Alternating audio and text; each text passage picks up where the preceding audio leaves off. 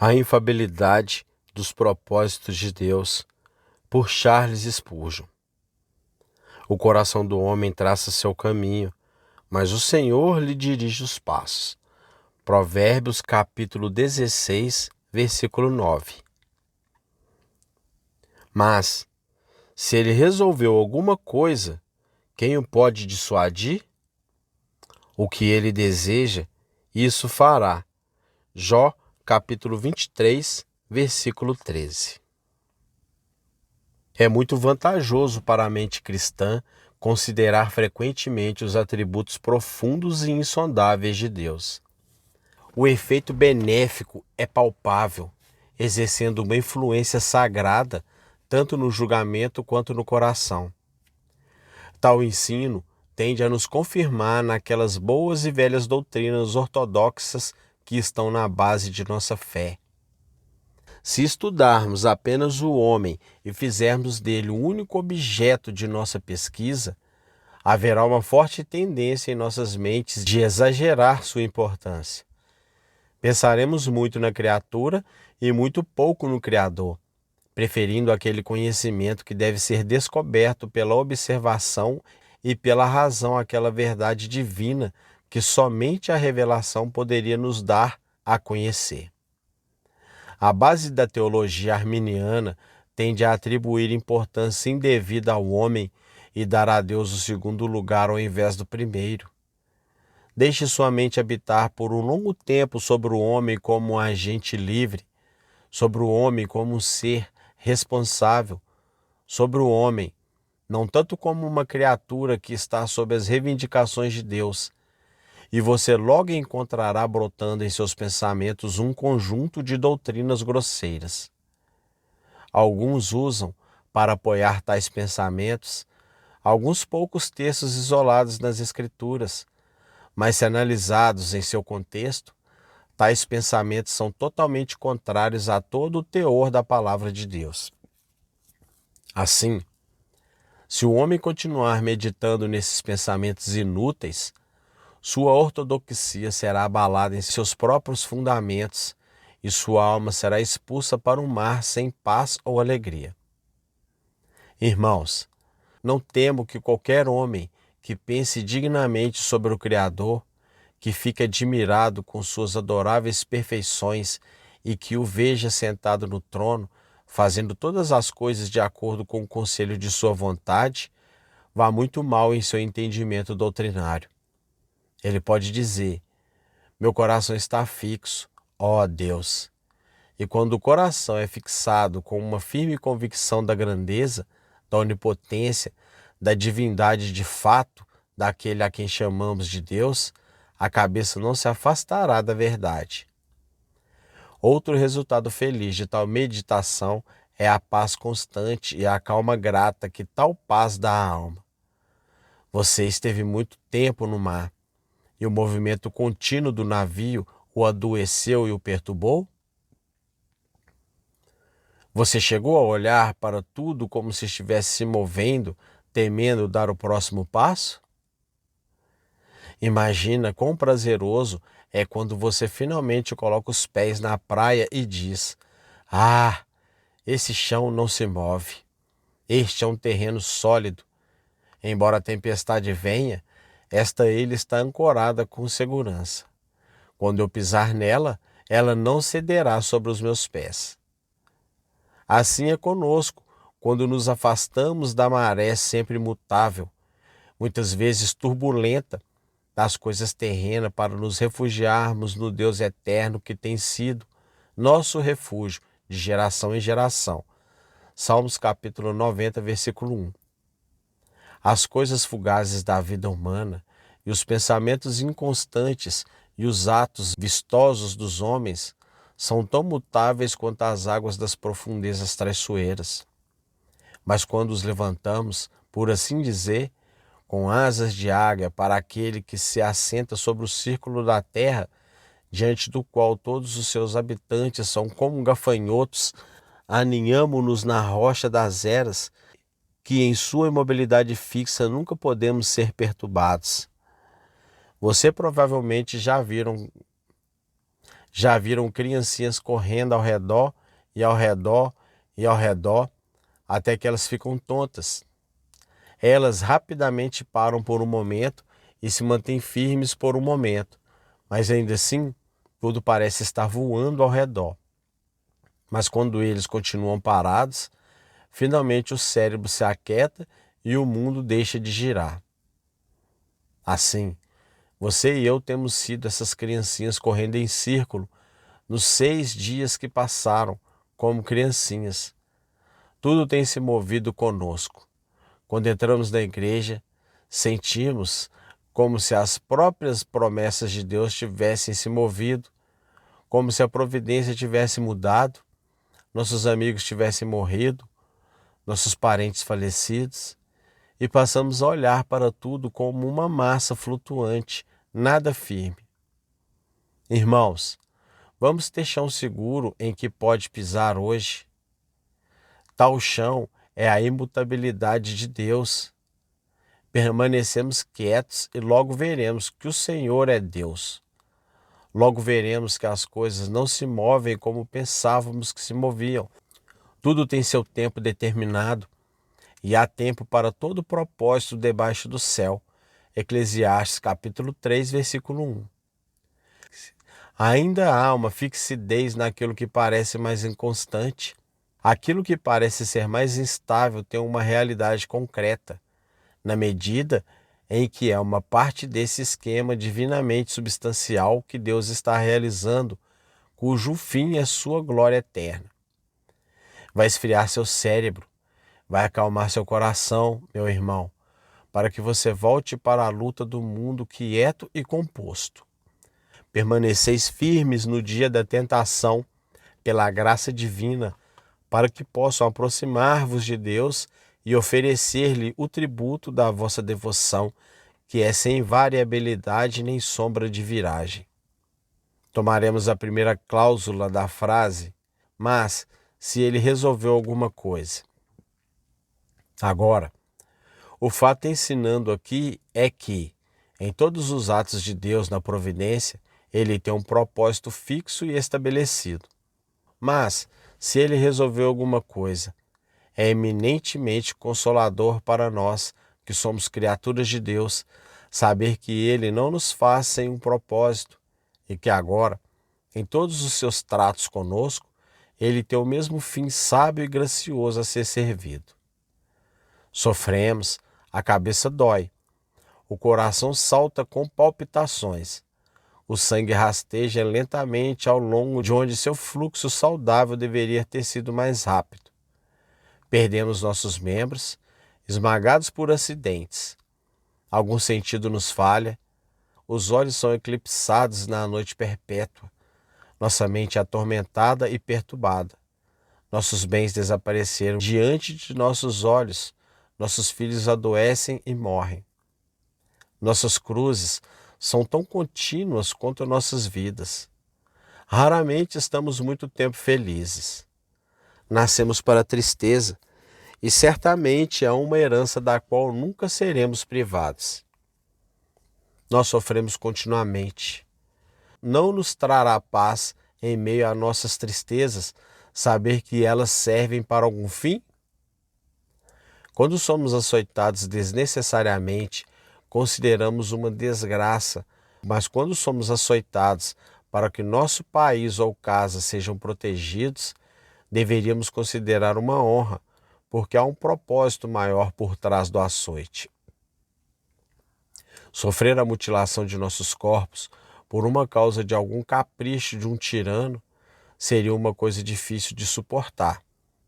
Mas se ministrarmos assim para o bem de nossas famílias ou para a glória de nosso Deus, nos contentaríamos em não ser mutilados uma vez, mas em ser cortados aos pedaços para que seu grande propósito pudesse ser evidenciado.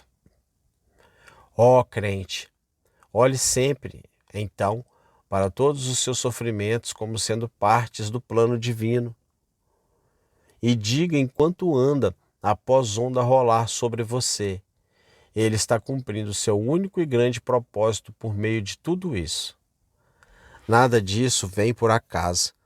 Nada disso acontece conosco fora de ordem, mas tudo vem a nós de acordo com o propósito de sua própria vontade e com o propósito de sua própria grande mente.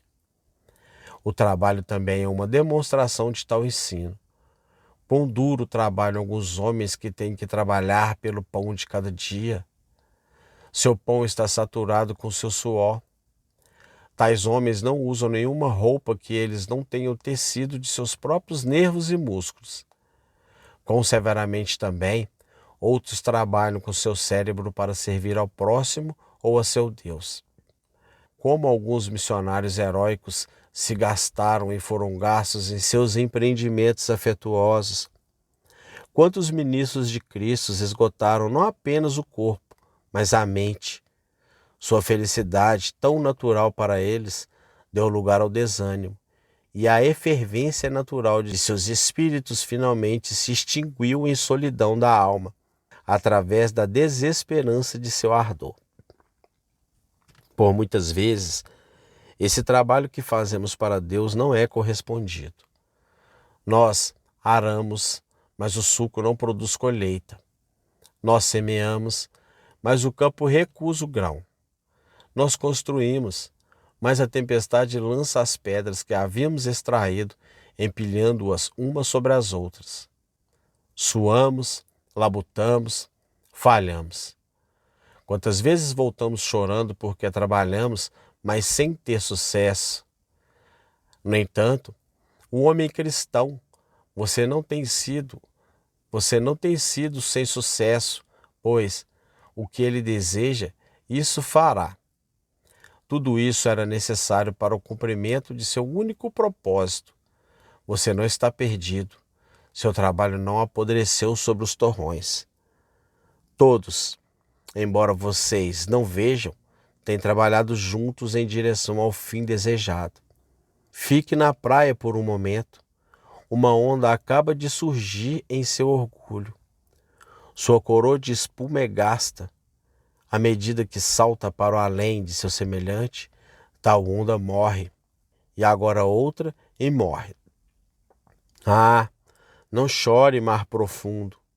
Não vos entristeçais, pois, embora cada onda morra, ainda assim prevalecerá.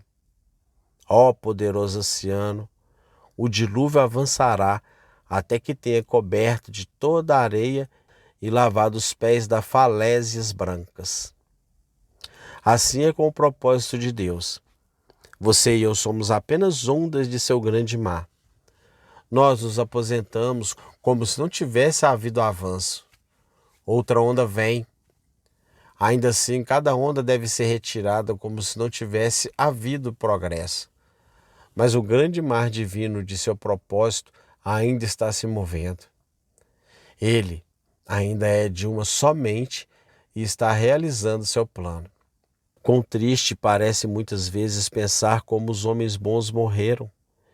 Eles aprendem através dos dias de sua juventude e muitas vezes antes de chegarem aos anos para usar seu aprendizado, eles se vão. Quantos trabalhadores também na vinha do mestre, que quando por sua experiência estavam ficando mais úteis do que nunca, foram levados exatamente quando a igreja mais os queria. Aquele que ficou de pé na carruagem, guiando os corcéis, de repente cai para trás e nós gritamos: meu pai, meu pai! Os cavaleiros de Israel e a carruagem deles se foram. Ainda assim, apesar de tudo, podemos consolar-nos no meio da nossa dor com a bendita reflexão de que tudo faz parte do plano de Deus. Ele ainda é de uma só mente e nada acontece que não seja uma parte do plano divino. Para ampliar nossos pensamentos por um momento, você nunca notou, ao ler a história, como as nações de repente decaem? Quando sua civilização avançou, tanto que pensamos que produziria homens do mais alto molde, de repente a velhice começa a enrugar a testa, seu braço fica fraco, o cetro cai e a coroa cai da cabeça. Os bárbaros saqueiam a cidade, e onde antes tudo era beleza, Agora não há nada além de derramamento de sangue e destruição implacável. Ah, meus irmãos, todas essas coisas não passam de componentes para a realização do plano divino. Só assim você pode ter visto às vezes sobre a rocha dura a fonte de líquen. Assim que os líquens ficam grandes, eles morrem. Mas e daí? É porque sua morte prepara o musgo, e o musgo, que é fraco em comparação com o líquen, finalmente cresce. Mas então o musgo morre. No entanto, não choreis por sua decomposição, pois suas cinzas prepararão um solo para algumas plantas, e à medida que estas decaem, uma após a outra, elas finalmente preparam o solo sobre o qual até mesmo o próprio cedro bom pode esticar suas raízes. E assim, tendo sido com a raça dos homens, Egito, Assíria, Babilônia, Grécia e Roma desmoronaram, cada um e todos, quando chegou a sua obra, para serem sucedidos por um melhor.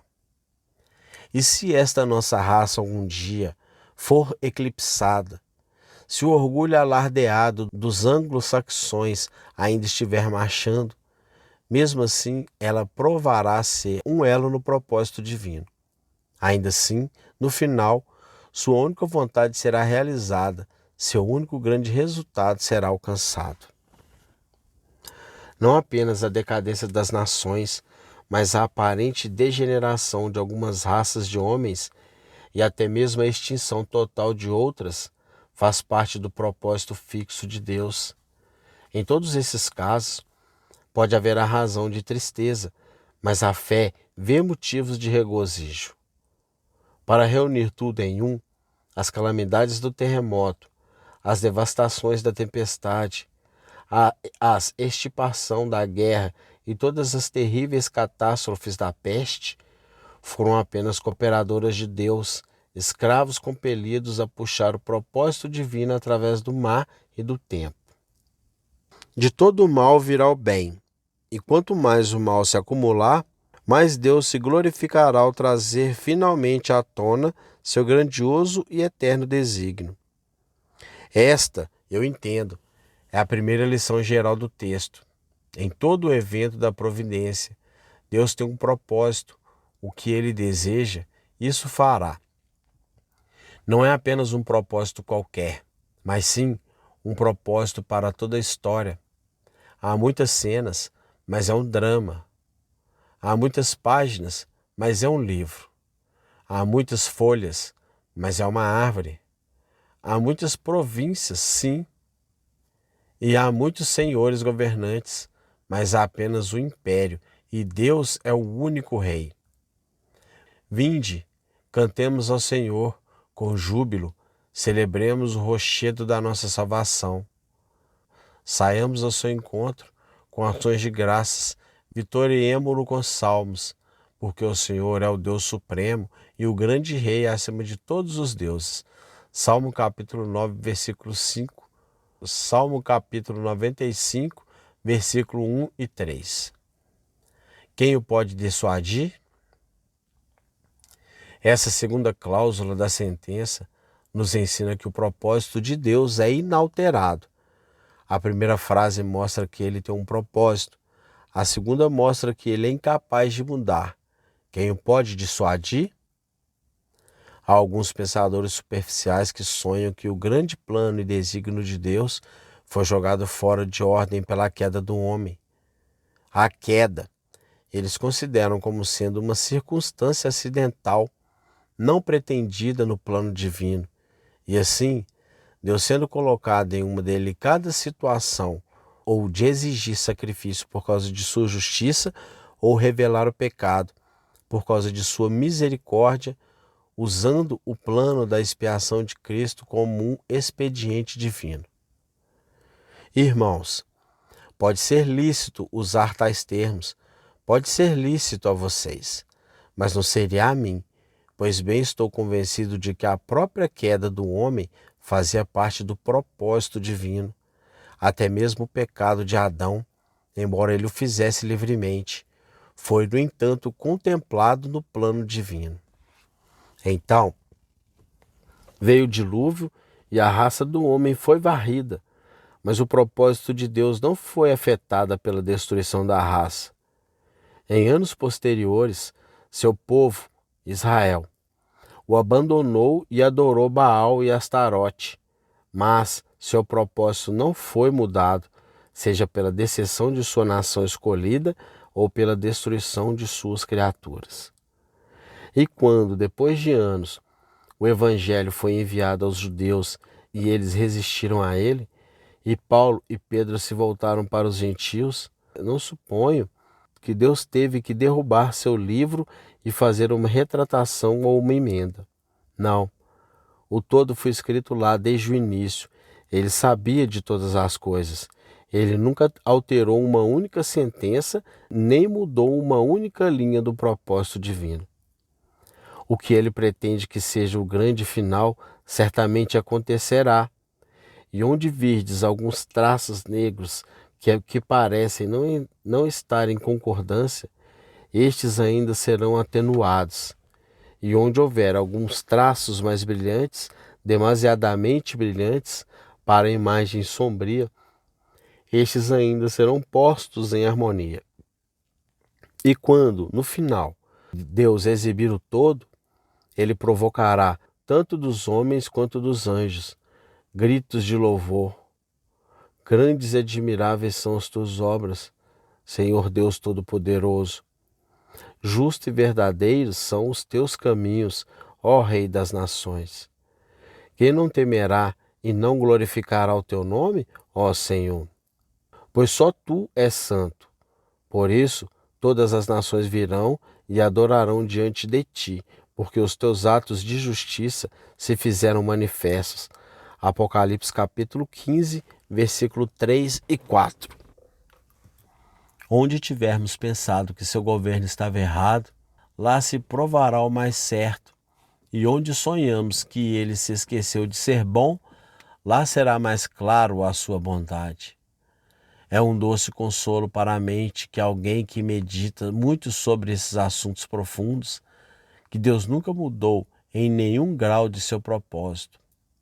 O resultado será, apesar de tudo o contrário, precisamente em cada jota e tio, o que ele preordenou que deveria ser. Agora, então, guerras, vocês podem se levantar, e outros Alexandres e Césares podem surgir, mas ele não mudará.